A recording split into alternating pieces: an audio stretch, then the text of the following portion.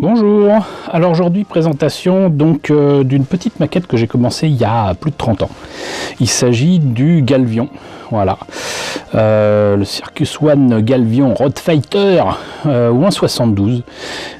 C'est un kit de LS, et si je me rappelle bien, c'est la marque qui avait fait aussi une partie des maquettes Surf and Cross qu'on a eu en France. Et donc ça fait partie des maquettes qui ont été importées et distribuées en France par Soklen. Voilà, je vous en parle très souvent. De même, vous noterez peut-être aussi que l'illustration est de Yoshiyuki Takani et c'est, je crois, la même illustration ou pas loin que celle qu'il y a sur la version de ce robot au 1.48 que je vous ai présenté en 2017, si je me rappelle bien. Donc ça date un petit peu, et comme ça date un petit peu, je vais vous rappeler un petit peu ce qu'il en est.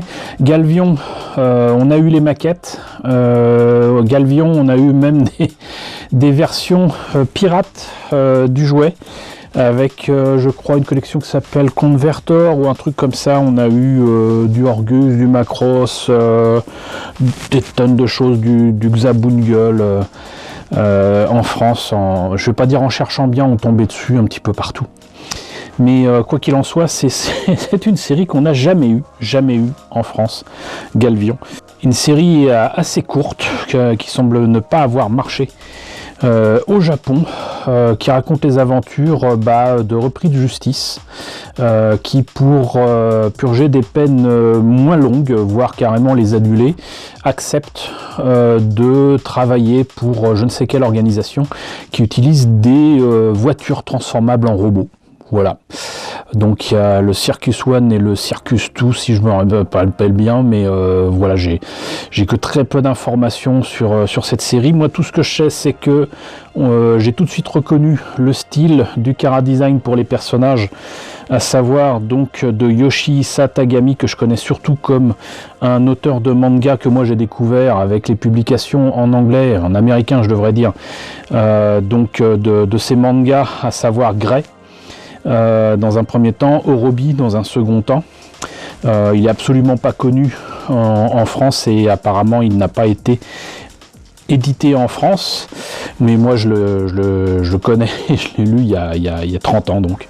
Voilà, et sinon au niveau du mecha design, puisque là c'est ce qui nous intéresse le plus, le mecha design, apparemment c'est signé de Koichi Ohata, qui est un habitué de ce genre de design et de transformation, puisqu'il a travaillé sur Toby Cage, qu'on a eu en partie aussi en France, sur Borgman, qu'on a eu plus ou moins en France, mais en fait pas du tout, qui a travaillé sur Gunbuster, sur Genocyber, qu'on a eu je crois chez Manga Video, surtout une des séries les plus récentes, c'est Blue Gander. Voilà, parce qu'il est à la fois mecha designer et réalisateur. Mais bon, voilà, tout ce qu'il faut retenir de toute façon, c'est que cette série, on la connaît pas, qu'on a eu pour autant les maquettes, et que je vous en ai déjà présenté au moins 2, je crois. Et donc là, j'ai donc cette version 1.72 à vous présenter. Donc sans plus tarder, déjà un petit tour du propriétaire et de la boîte. Donc on a vu l'illustration.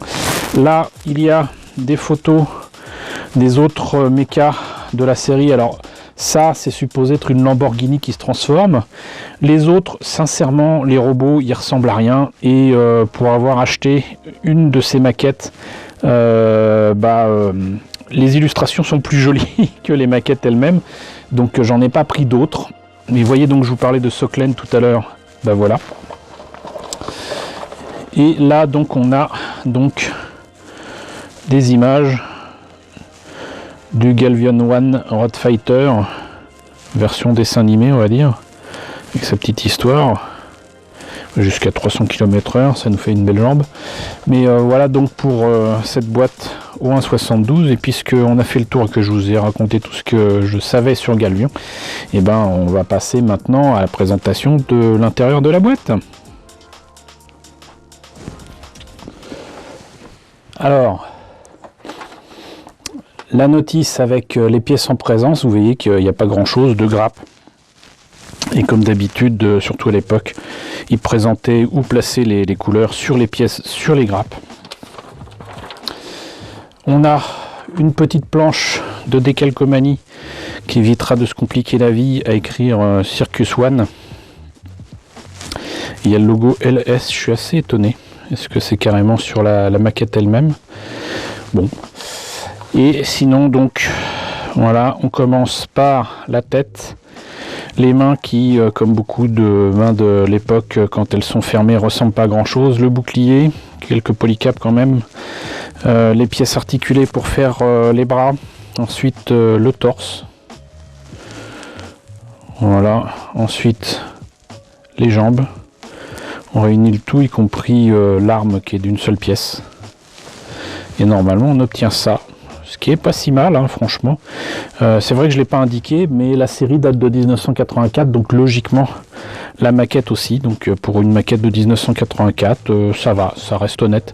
Même si à l'époque, au Japon, il y avait quand même aussi Votoms, Mospida, Macross et surtout Gundam qui étaient passés par là.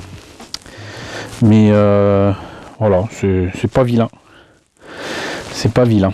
Et sinon, pour les pièces, bah, comme vous le voyez, j'avais commencé à monter la maquette fin des années 80 et après bah, je m'en suis plus occupé parce que j'avais autre chose à faire, à bosser, ensuite lancer un fanzine qui s'appelle Animeland, n'est-ce pas? Donc cependant bah, c'est pas plus mal que je ne l'ai pas fait parce qu'il y a quand même pas mal de choses qui nécessitent d'être déjà recollées comme on le voit ici, mais surtout là la jointure dans la tête nécessite aussi d'être poncé et d'être traité peut-être à coup de Tamiya Putty. Là par contre pas forcément Tamiya Putty, mais très clairement peut-être de la carte plastique. Mais voilà, vous voyez un petit peu la taille de toute façon du machin, quelques polycaps.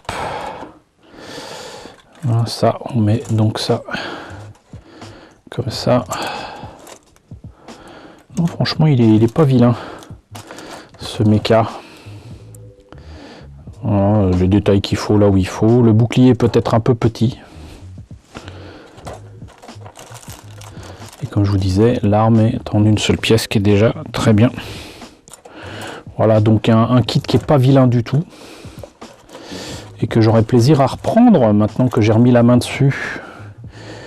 Donc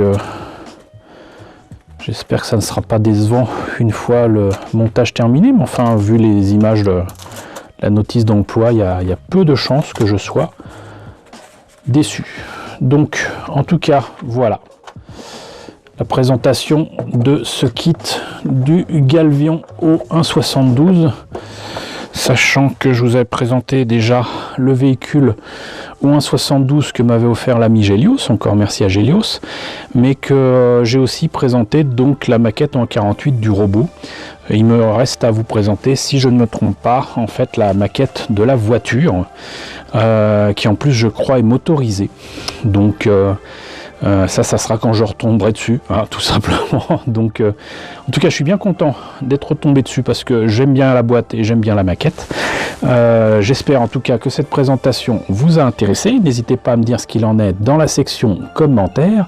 N'hésitez pas à liker, c'est très important. N'hésitez pas à partager, n'hésitez pas à vous abonner si ce n'est pas déjà le cas.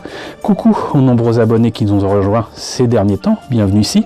Coucou aux grands anciens qui me suivent depuis 5 ans.